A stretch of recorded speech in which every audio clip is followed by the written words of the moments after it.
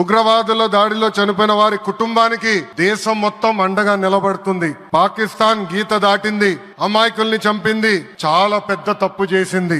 ఒక్క పాకిస్తాన్ కాదు, 100 పాకిస్తాన్లు వచ్చినా భారతదేశం నేలపై మొలిచిన గడ్డి కూడా పీకలేరు.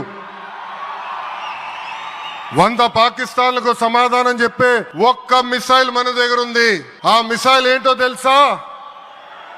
నమో గౌరవ ప్రధానమంత్రి నరేంద్ర మోడీ గారు.